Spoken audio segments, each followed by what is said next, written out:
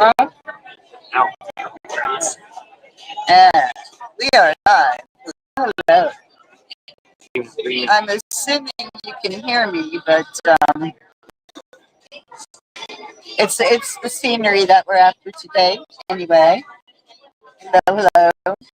Hey, Bay Trippers and Schultz here, the Bay Lady, coming to you from beautiful Baltimore Inner Harbor. We're downtown where all the action is as the city begins preparation for Christmas. We are on a little sightseeing boat, getting ready to take a cruise around the harbor, see the Christmas decorations.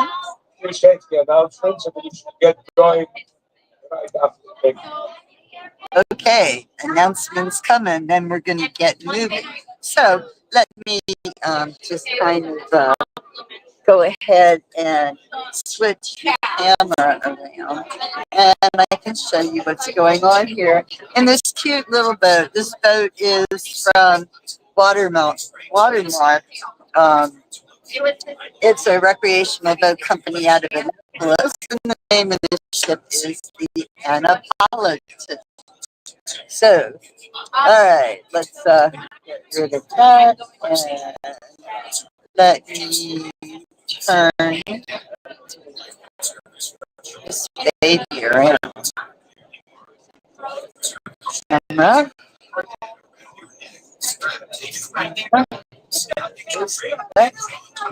Voila. Okay.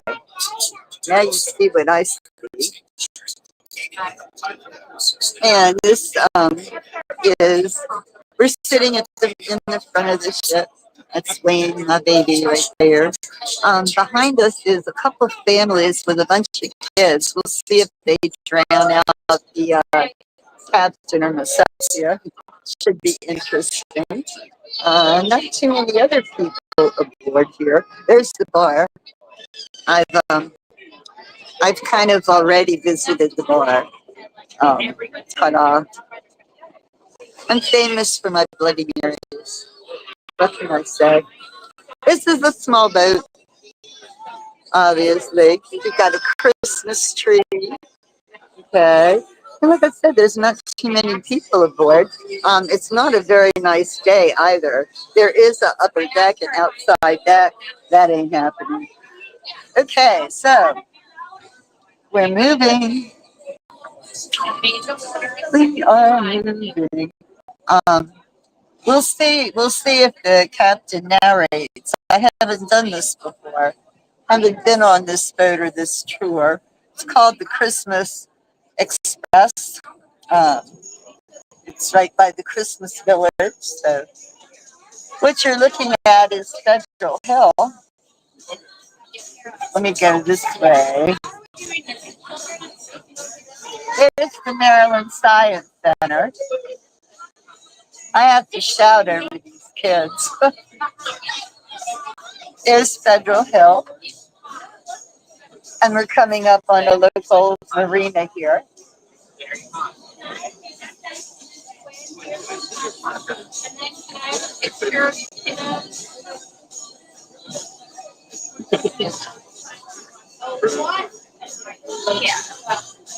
The great thing about this harbor is sitting here, we'll get one side of the harbor going and the other side coming back. So this whole little 45-minute cruise will be something different the whole time. So it's kind of interesting. Rowan, look at me. Everybody look at me. Is that the Pride? Look at that. I don't think so. We have a clipper ship, the Pride of Baltimore, that is, well, actually, it's the Pride 2. The Pride 1 was lost at sea, unfortunately. I hope you can hear me. Mama's as loud as the kids here, trying to get them to cooperate to get a picture. Good luck with that. Heart goes out to her. And we're coming up on, let's say, oh, we're going to pass the Rusty Scupper. That's a very cool seafood restaurant. Lots of fun there. Has great views and great food. Can't go wrong. We're getting ready to turn here, and we're going to go past kind of the industrial end of the harbor coming up soon. This harbor has so many different variables, so many different neighborhoods. Actually, there's over 200 different neighborhoods in Baltimore City. That's more than most of your big cities, and it compares right up there with New York and Chicago in the number of neighborhoods. So interesting. Federal Hill there has a flag flying there always. Was a fort once upon a time, Fort Federal Hill, back during the Civil War and during the War of 1812 as well. Today it's a beautiful park and a very upscale neighborhood. The houses are that overlook the park that are across the street from the park go for well over $1 million these days, and they're old homes, 200 years, but historically protected. So the outside of the homes remains the same, just maintained, while the inside has been totally modernized. You may have inside brick walls, exposed brick, and you may have the most up to date kitchen, on the planet. The houses are very unique. Now, this group of condominiums, oh shit, this group of condominiums that we're coming up on is sorry is part of Federal Hill. The community is called Harborview, and they are quite exclusive. They are about the harbor and the view, big time, um, and um,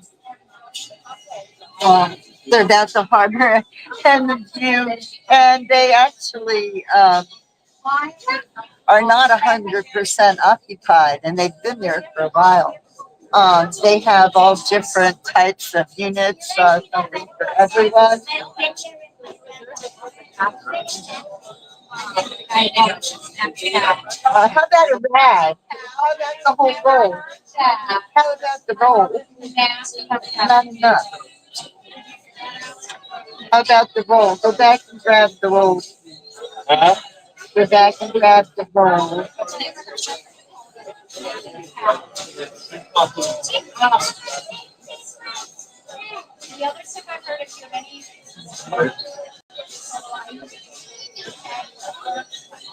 Hey, yeah, thank you.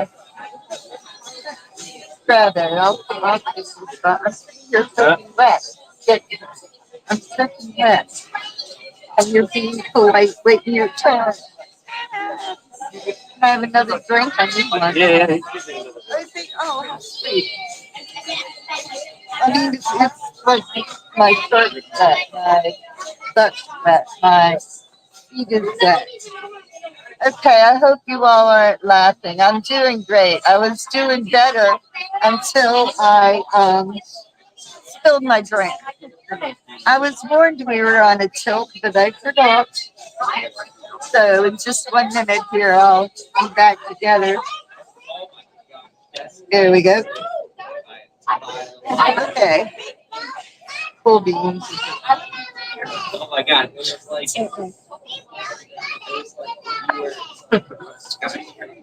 All righty.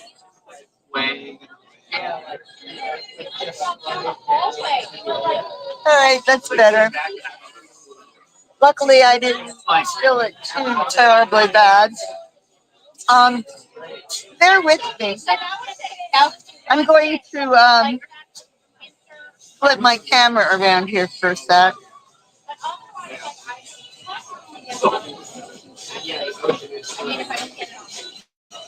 There we go. Oh, okay, that's better. Why does it look like there's an animal by the boat? I don't know. I'm not sure what you're looking at. Um, Looks like we're the only boat out here at the moment. But you know what? Hey, maybe you saw Chessie. Chessie is Chessie is Baltimore's resident sea serpent. She goes by the name of Chesapeake, named after Chesapeake. So they call her Chessie. And they even have some paddle boats modeled after her on the other side of the harbor there. So maybe that's the animal you see, our famous Chessie. So we are still looking at Harbor View, the that huge uh, multi-floor there condominium is part of the development. They are a gated community, good security. They have access to a marina and all the amenities that go with waterfront living. There's a water taxi stop that serves the community. Um, and of course, they're accessible to the bus system and all of the public transportation here in Baltimore. So we're going, at the moment, we are going out towards Fort McHenry, which, oh, my drink almost ready. Here's my drink. Oh, he's going to bring it. Oh, what a gentleman. Cool beans. Cool beans. Thank you so much. Oh, thanks. Cool. All right. I'm a happy camper. I wish I drank more of the first one before I dumped it, though. Don't dump this one. No, I'm not dumping this one. I'm hanging on to this one for life. Yeah. See, check it out. There we go. You see, it's a Bloody Mary. It's a healthy drink. And it's a Baltimore drink. Okay. A Bloody Mary is tomato juice. And Baltimore, our eastern shore, grows the best, sweetest tomatoes. And the seasoning used in a Bloody Mary here is a spice called Old Bay, as in Old Chesapeake Bay. And it's a spice made here in Baltimore by the McCormick Spice Company. So, a Bloody Mary is truly a Baltimore drink, and I am just perpetuating the custom as that. And we're still looking at Federal Hill. We'll be coming away from it shortly and getting more into the industrial part of the harbor as we get closer to the actual port of Baltimore. There's a building coming up. It's the one you see a large green crane there. That's the Baltimore Museum of Industry. The front of it will be coming into view soon. It's a waterfront building. It is an awesome museum. It's such a testament to the ingenuity of Baltimoreans and how they have grown during the years. We developed many things here in the city. Many firsts occurred here in Baltimore, as in first in the nation. Okay, we were a leader in industry for sure. Now, as we're coming up on the museum, we're passing some docks. There's little Havana community, a little Cuban community over in that direction. They have a couple of food markets and restaurants that um, feature excellent Cuban food. Now we're coming, you can see the Museum of Industry there. It's got an old tugboat in front of it. And the green pavilion to the left of it is used for various events that they have at the museum, most notably 4th of July here in the city. The museum is situated not very far from the barge out here in the middle of the harbor that sets off the fireworks. And you can see various ships. These are docks there. And as a matter of fact, the building that the Museum of Industry is in is the last building that used to be a canning factory. Baltimore invented canning too. Okay, so that was a canning factory, the last one that exists, and it's now a museum. Now we're approaching Domino Sugars. Oh my goodness, they're known probably internationally, but definitely throughout the country. If you had any sugar here in Baltimore, it came from Domino Sugar.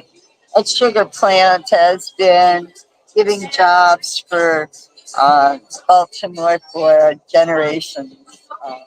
Generations of people that live here have worked at the sugar plant, and it is still alive and well and cooking some sugar.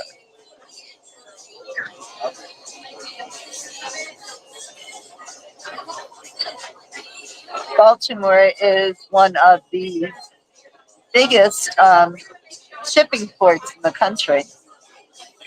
It is number one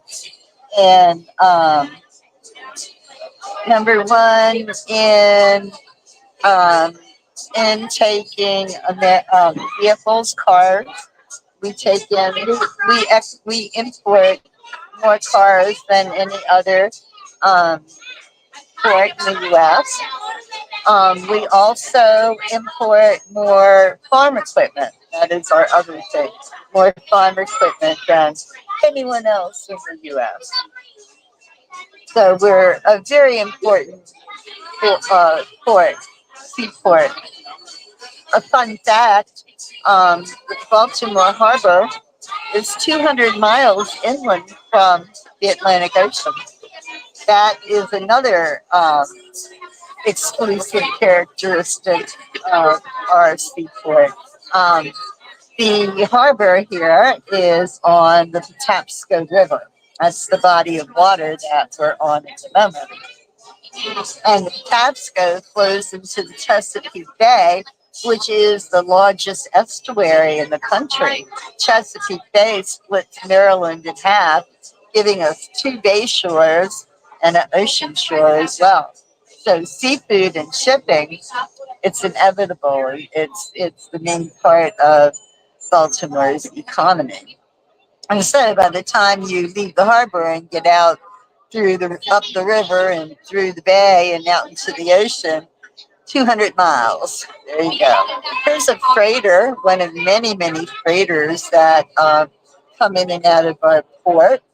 We have many, many container ships. As I said, shipping is a very big deal here in Baltimore. This is interesting because I haven't seen this end of the harbor for a little bit, so I'm interested in seeing these buildings. These are old warehouses.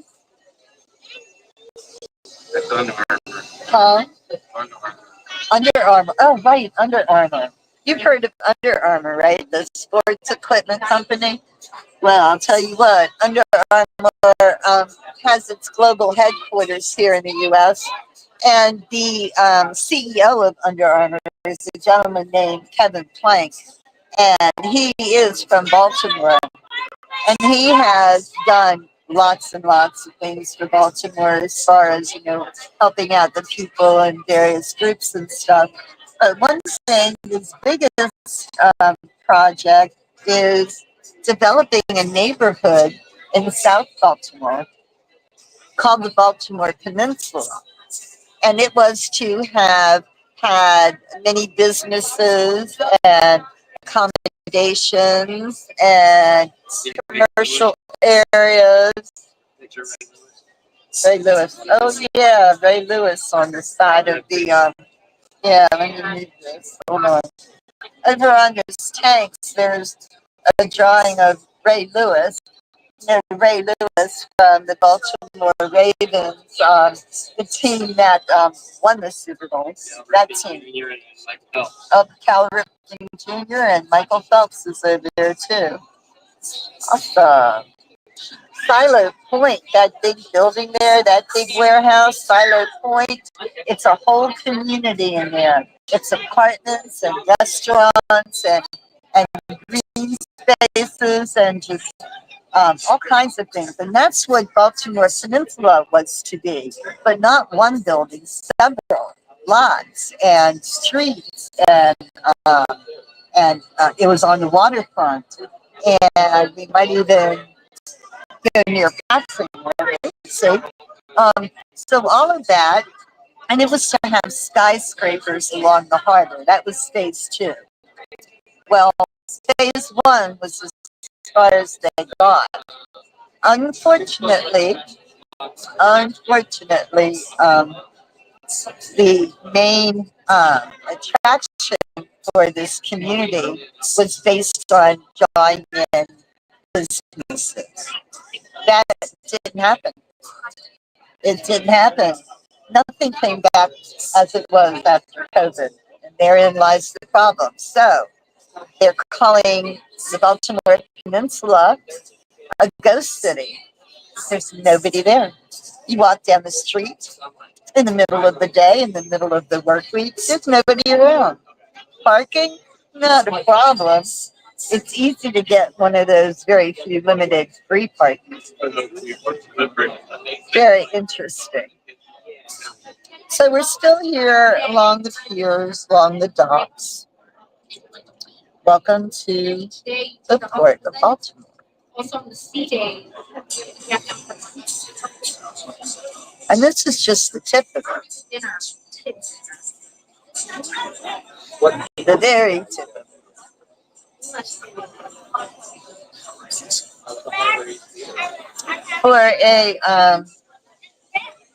For a rainy day, the water is not too bad.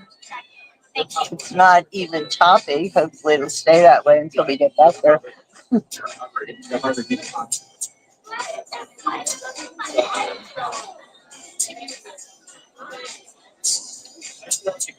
Okay, so we're not going out to Fort McHenry. Fort McHenry would be off to the right there.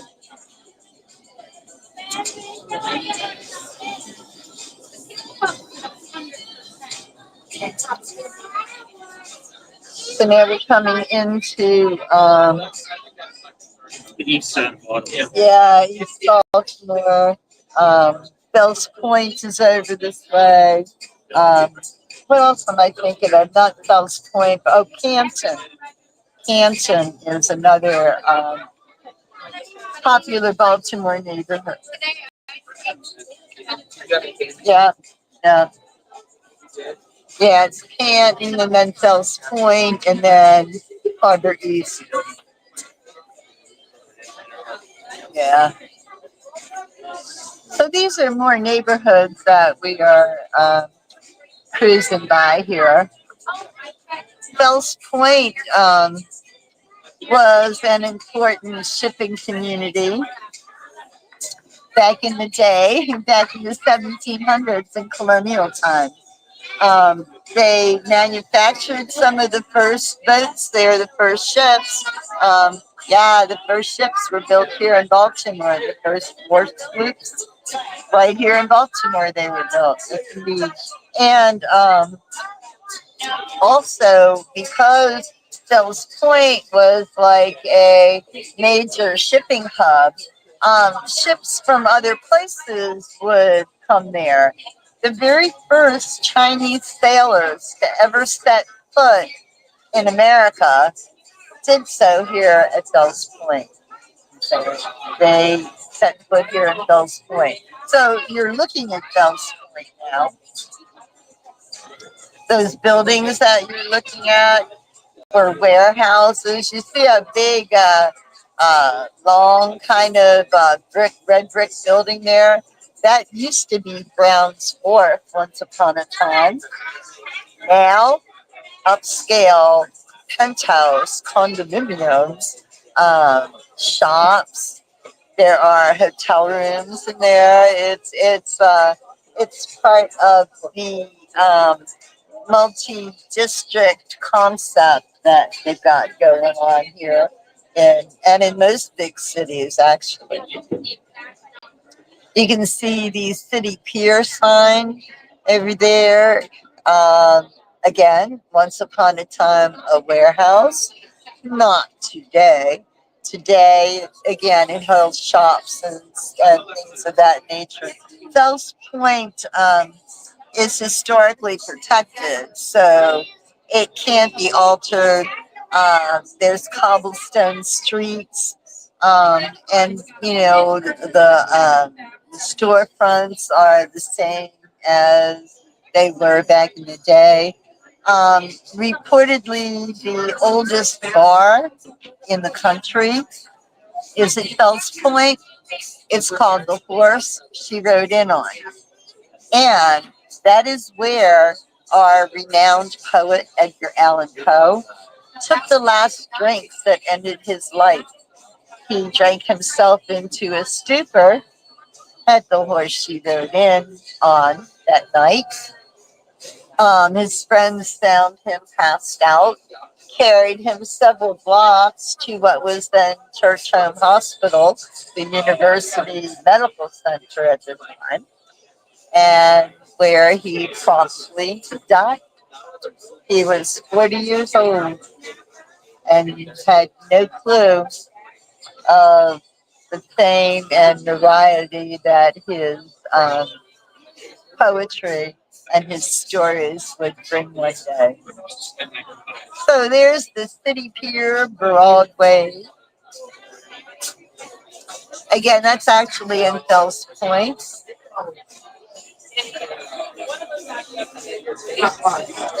You're looking at Fells Point. The old warehouse. It doesn't look like a warehouse from the front, not at all. It looks very elegant. But look, you can see up top the rooftop terraces there. Now you know that those residential units are worth a very pretty penny. Oh, look at the houseboat right there on the end, right here. Oh, love it, love it, love it.